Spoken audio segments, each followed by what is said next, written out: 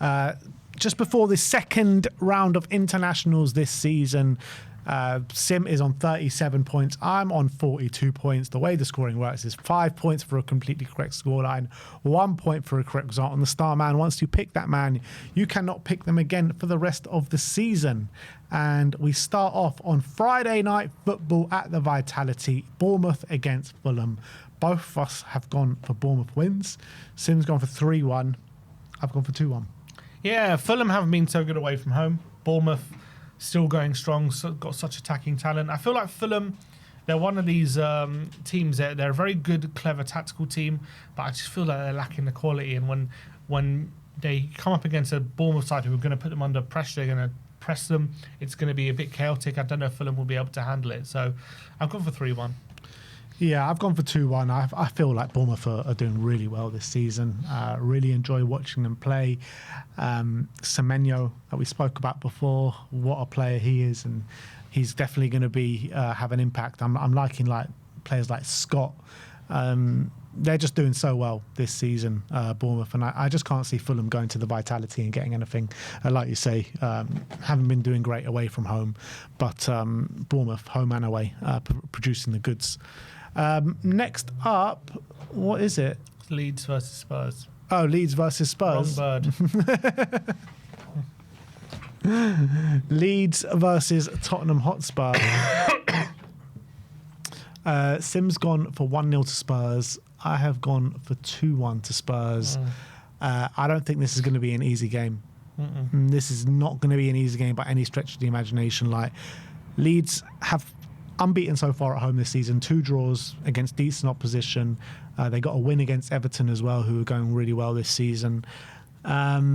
Yeah, it's going to be a big battle at Ellen Road. You know how it is with the stadium, with their fans going to get right on top of you and do everything they can to put you off. And Spurs have got to show a bit of grit in this game to get away with the 3 points. And I think our quality will just about shine through with how strong we are at set pieces. I think will stand us in good stead. I want to see Archie Gray play in his old stomping ground. I think, yeah, he knows that pitch really well, and I feel like, well, with his ball progression through the middle of the park, always looking to make something happen, I'd like to see him play. But yeah, I'm going 2-1. I'm going 1-0. I'm going clean sheet. I think if Romero's back, especially, I think Leeds, as well as they've been doing, they're not big goal scorers. I think we should have the quality in the back line to shut them out, especially the way we've been defending most games this season.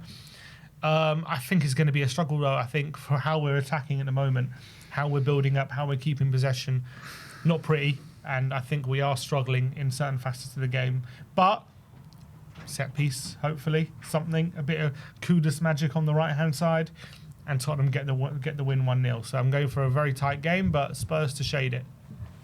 Arsenal, West Ham, London derby at the Emirates. Sim's gone for 3-0. Yeah, I know Nuno's newly in charge of West Ham, but Arsenal just seem to be going from strength to strength at the moment, full of confidence at home. West Ham's defence, I look at their back line, I think Arsenal will be licking their lips with it. I wouldn't be surprised if maybe Eze and Odegaard both start for the first time together. And I think Arsenal are going to take them to the cleaners. So I've gone 3-0.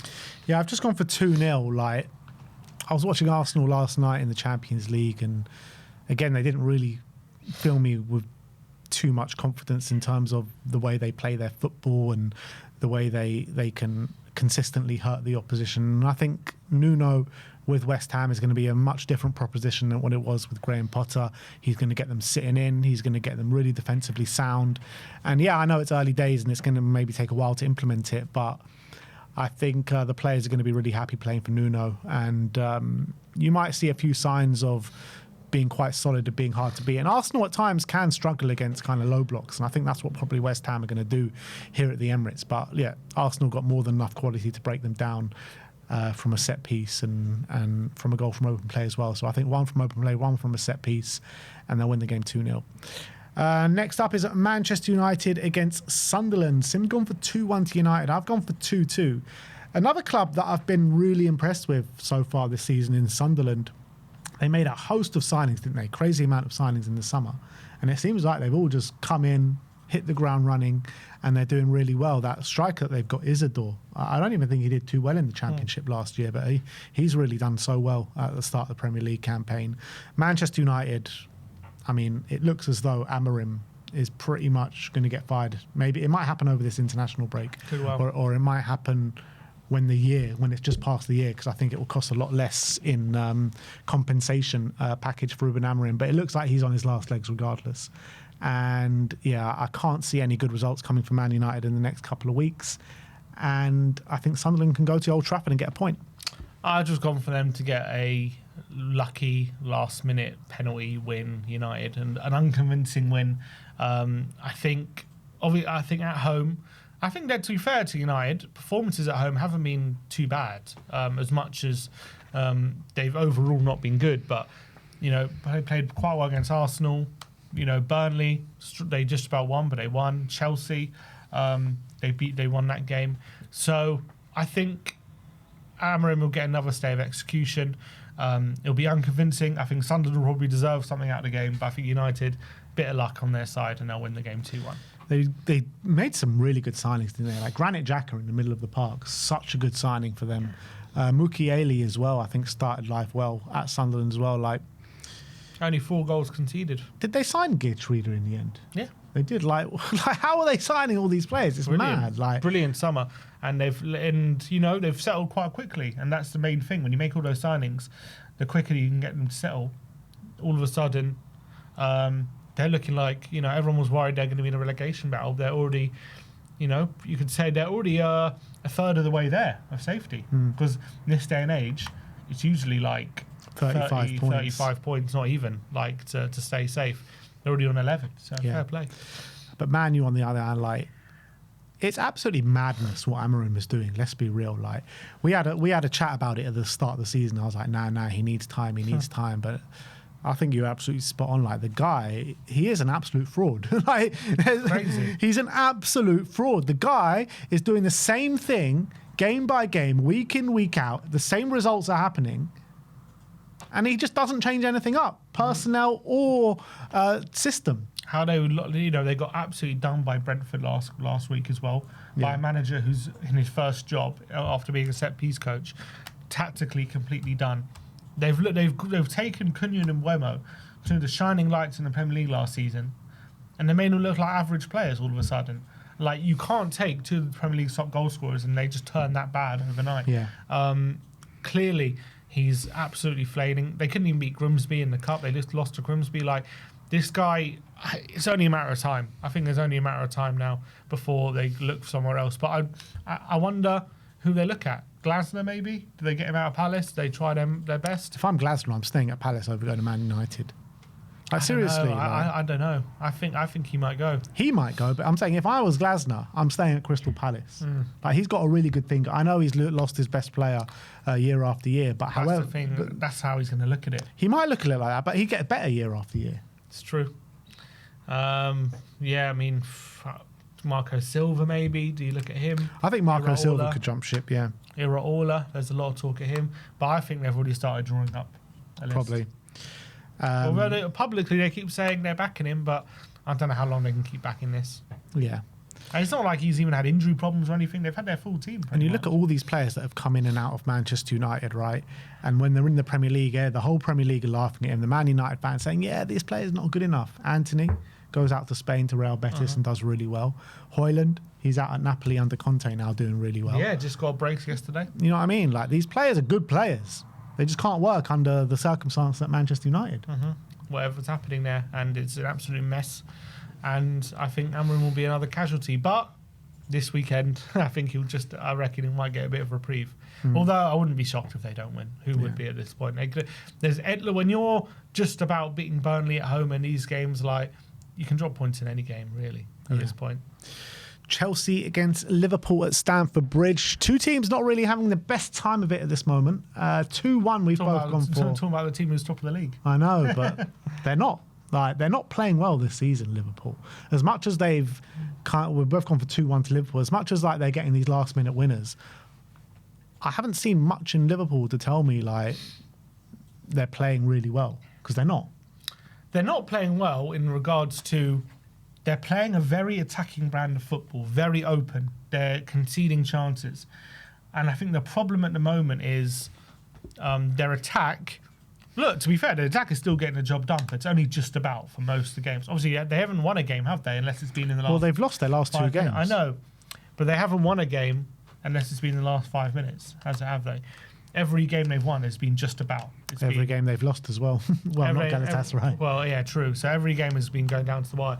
I think right now it's bad, but you got to remember Wirtz hasn't properly clicked yet, and I do think that's coming. People 007, mate. I know, but it's coming. I watch him, and I'm impressed every time I see him. I know people like to clown on him because of his price tag. And look, to be fair, he hasn't got any goals to assist, and there are stuff he is struggling with. But trust me, this guy is going to click. And but it's not their attack that they're struggling with, though. It is, because they're not creating enough chances to blow teams away, and they're playing a very attacking brand of football. And Isaac hasn't clicked yet as well. Once those two start to click, they're going to be a different prospect. They're going to be scoring 3 or 4 goals a game. Right now, it's like they're scoring 1 or 2, it seems, and they're conceding a goal, and they're just about getting over the line late in games. But I do think once that attack really starts to click, they're going to be a much better proposition. I think it's coming. I do think it's coming. I think they will win this game. I think Chelsea have been even more unimpressive. But I also think he's got to work out their frailties at the back at the moment, because they do definitely seem too open. They definitely seem to be... I think there's a few dynamics they're struggling with. I think Trent used to do this inverted role last season. At the moment, it's like Szoboszlai is kind of doing it, but they kind of need him in midfield. Frimpong... I don't know about... the dynamic of Frimpong and Kirkes completely changes this team, because it means if they're both flying forward, then last season you had kind of Trent in the inverted role, not flying forward, so you always had an extra man back. But if Frimpong's going to be there, they need to change the dynamic somehow. And I don't think he's worked out yet. I haven't been that impressed with Frimpong. However, I've been impressed with Kirkes. Like, Kirkes' last couple of games has really come on. Yeah, because I feel like Kirkes does the same job Robertson does, so nothing much changes on that side. But Frimpong does a very different job to what Trent does. So they need to he needs to fiddle with the dynamic there. He needs to just change a few things. Right now, he hasn't quite figured out, he hasn't got the right balance. Yeah, I feel like Frimpong's leaving them even more open on that side than Trent used to. Yeah. That's why he's preferred Szoboszlai in a lot of games, because he does the inverted role that Trent used to do. Yeah. But then they miss what Szoboszlai brings them in midfield. So there was times like at Bayer Leverkusen with Frimpong where they wouldn't even play him at right back. They'd play him like at right wing, you know. And I think for the Dutch national team, he's done that as well. So I mean, he's not a defensive right back, that's for sure. Like, he's not a defender. True, and you could say Trent wasn't a defensive right back as well, but he did things in a very different way. He was always quite controlled, whereas Frimpong's kind of 100 miles an hour, getting to the byline constantly. So I just think, look, Slot's made a lot of new signings. They've put bedding a lot of new players in the team. They're still winning games. I just think once he gets a few dynamics correct, and once he makes a few tweaks, I think they're going to be fine. Right now, it's not quite right, and that's why they're struggling to control games like they were maybe last season.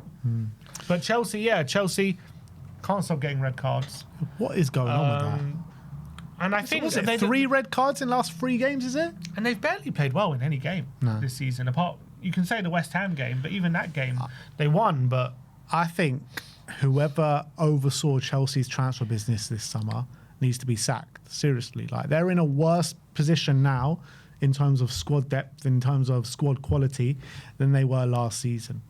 I think Nicholas Jackson probably still sees minutes in the team right now, particularly... Jackson will be starting right now. Yeah, like, Jackson will be playing. You've got Noni Madueke, who is better than any of the wingers that they've brought in Garnacho and he would also be playing Gittins. right now, yeah. You know what I mean? Like, these kind of players at which they were so quick to get rid of and so happy to get rid of still get significant minutes in the team that they've got now. And they've brought in these kind of, you know, Garnacho, who hasn't done much yet. Gittins, I think every time he's played, he's been pretty poor. Esteval looks good. He's the only one that looks good, but he's a kid. 17? Yeah, he's a kid. So you can't really rely on him. So I think whoever oversaw Chelsea's transfer business is, you know, they need the sack man. But look, they keep getting red cards. They haven't won in their last 3 games. So they really need to step it up quick. Yeah, and I don't think I think I don't think he comes in this game. I think they're going to struggle again. And they seem to have poor starts to games. They seem to... I think Maresca likes control, and he's struggling with that. And actually, I agree with you. I just don't think they've improved the squad this summer. So I don't know how they can expect to improve where they were. And without Palmer, they just look like nothing, don't they? Because at the moment, without Palmer, they're having to drop like João Pedro back, but they need him up front at the moment. So they're kind of playing maybe Enzo in that number 10. I don't know. It's not working at the moment. Could do with Xavi Simons, I would say. Don't worry, they got Buonanotte. Next up is Aston Villa against Burnley. Both us gone for 2-1 wins to Aston Villa. They got their first win of the season last time out, and expecting them to do it again against a Burnley side who I'm out of the 3 promoted sides, they're obviously the worst ones at this moment in time, and I do fully expect them to go straight back down. 2-1 to Villa. Yeah, I think they're starting to get their act together a bit, Villa. 2 wins in a row now, so in Europa League and Premier League. So hopefully they're starting to get away from that really horrible start to the season, which they had results-wise. Watkins got that goal last week as well. So obviously that was a big moment for him. He's kind of not looked confident so far, so that goal was big. I'm still not convinced by them. I don't know if they're going to go on some big, going to go on a long run to get them back in European contention. I think it could be a season where they're mired in mid-table, but obviously they've gotten away from that. Any talk of relegation, which is important. They'll be all right. But yeah, Burnley. I can't see them getting anything from this game. Burnley they've had a really hard start to the season in terms of away games. They've played Man City, Man United and Tottenham. Lost all 3. Tottenham and Man City were really convincing. Man United was 3-2. And I can't see them going to Villa Park and getting anything. So I think 2-1 will be actually a decent result for them, to be honest, and not get battered. So next up is Everton against Crystal Palace. We've both gone for 1-1 in this game. Everton at their new stadium, the Hill Dickinson Stadium, they conceded their first goal and dropped their first points, I believe, last time out against West Ham, which I thought... Everton should have been out of sight by the time the second half came, and then West Ham came into it and got a draw. This time they got Palace, who were going really well this season. Glasner's going to... 18 games, is it, unbeaten? Yeah, it's crazy. And I do see them extending it here. But I wouldn't be surprised, actually, if Everton do end that, because they are very strong, particularly at home. Jack Grealish is doing unbelievable work out on that left-hand side. I think it's Dewsbury Hall. He's out for this game, isn't he? He's suspended. Suspended, which is ridiculous, but yeah. Yeah, but he's suspended. They've got decent players, Everton, and I think Moyes have got them playing really well. So I wouldn't be surprised if they win, but I just erred on the side of caution. This game just seems like it's got 1-1 written all over it. Yeah, 100%. I think both good enough to get a goal with the resources they have, but I also think both teams won't be so unhappy with a draw in this game. Palace away from home and Everton playing at home against a good team like Palace, who are obviously in Europe and third in the league as going into this weekend. So I had a brilliant start to the season. I think those 3 big centre-backs that Palace have, it's going to be so tough for Everton to break that down, and I think they're going to struggle to create chances. And I think Palace likes to play on the counter-attack, and I don't think Everton are going to leave loads of space for Palace either. So I think both teams will find a goal from their bit of quality, but I think it's going to be on as even. Would you take Ndiaye and Grealish over Kudus and Odegaard? Because I would. Ndiaye and Grealish over Kudus and Odegaard. Yeah, I think they got better wingers than us, starting with. You can make that case. Yeah, I mean, I'll take Grealish over Odegaard. I don't think I'll take Ndiaye over Kudus. Yeah, I mean, as a pair. Yeah, maybe. I think I would. I said it in the summer that I don't want Grealish. You don't know what Grealish you're getting. But after seeing him and seeing what he's done, I mean, it's a massive mistake for us not to get him. It's got to be. 100%. He's looking absolutely on fire at the moment. Madness. Absolute madness. Next up is Newcastle against Nottingham Forest. Ange Postecoglou still in search for his first win as Forest boss. Sim's gone for 3-2. I've gone for 3-1. I think Voltmader's looking really strong for Newcastle. Gordon's back. Got 2 goals from their penalty spot last night in the Champions League. And I can't see anything but a pretty convincing win for Newcastle, to be honest, particularly because they're at home. If it was at City Ground, I think I would have gone for a bit of a closer game. But Newcastle, I think, starting to click into gear a little bit. So 3-1. Yeah, obviously both teams also playing in Europe, so that plays a factor. I think Forest have been a bit unlucky in a few of their games so far, which they haven't won. But I think Newcastle, St James's is such a tough place to go. They're so strong. Obviously, Livramento being injured, he's going to be out for a while, is a massive blow. They were very unlucky last week against Arsenal, right at the last minute, conceding that goal. But the second time they've done that, did against Liverpool as well. But we know at home, St James's, they're so intense, they're so strong. They're going to look to bully this Forest side. I think Forest, I've seen so far under Ag, they are starting to play some really good football, looking confident on the ball.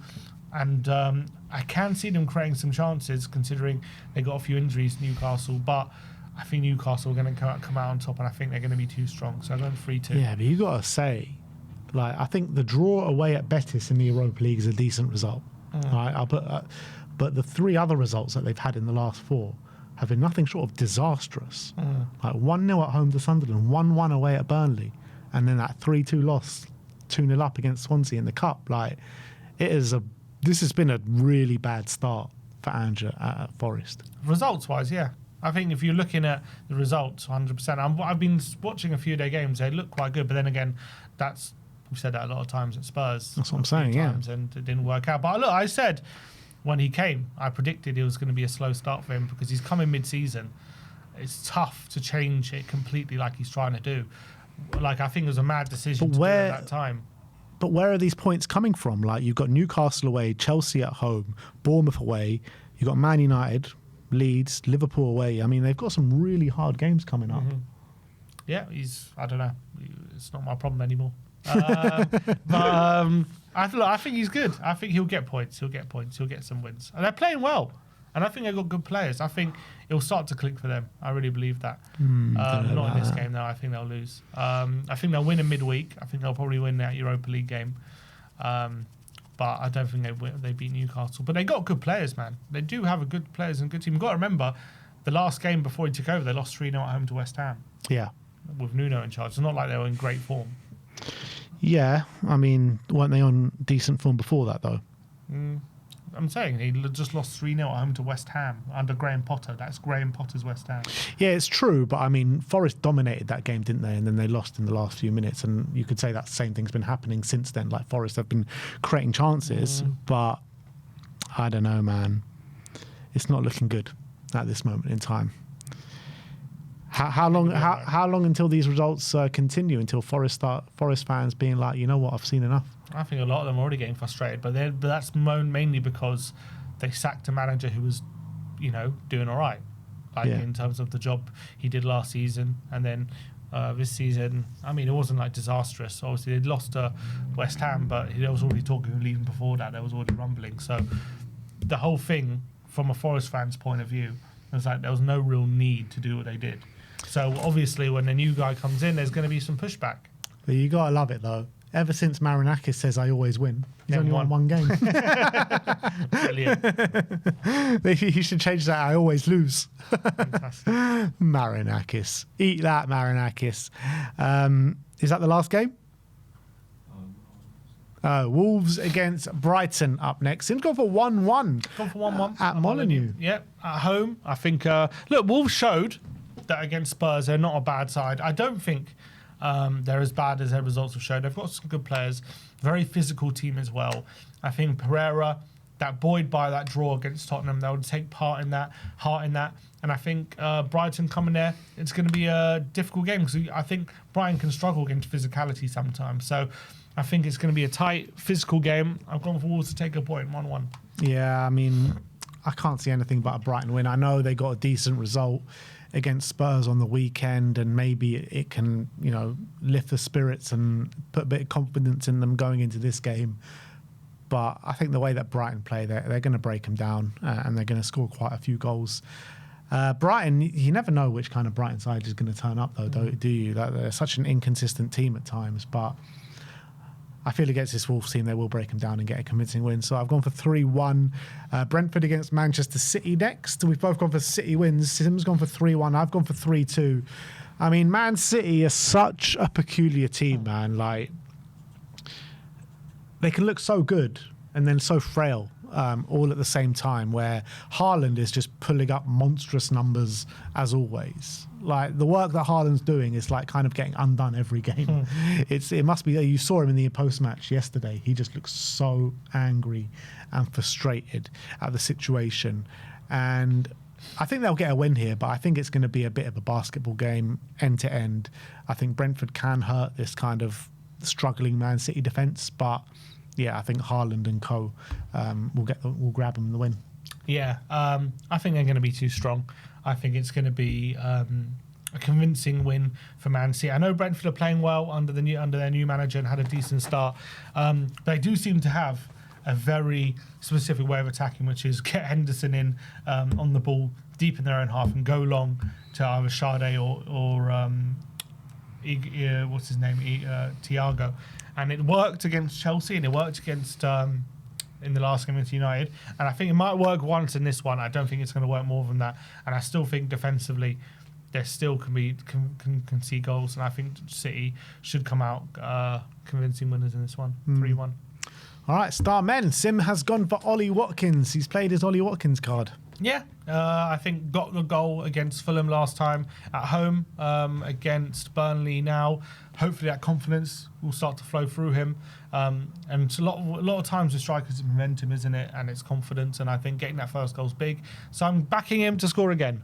Yeah, I've gone for Voltmeter of Newcastle. They play Forest at home, expecting a lot of goals. And yeah, I think he'll be in the thick of the action. He's been so impressive, hasn't he? It's weird. He's scored. Haven't been that impressed with him apart from the goals. But obviously got a nice goal against Arsenal. Scored against Wolves. I think he's just such a handful as well. Like, he's such a physical presence up there. I think like his physical battles that he's having with the centre backs, he's always something to worry about. Yeah, and he is very tall, and he is a handful. But yeah, we'll see. We'll see if he keeps his goal scoring rate up. Yeah.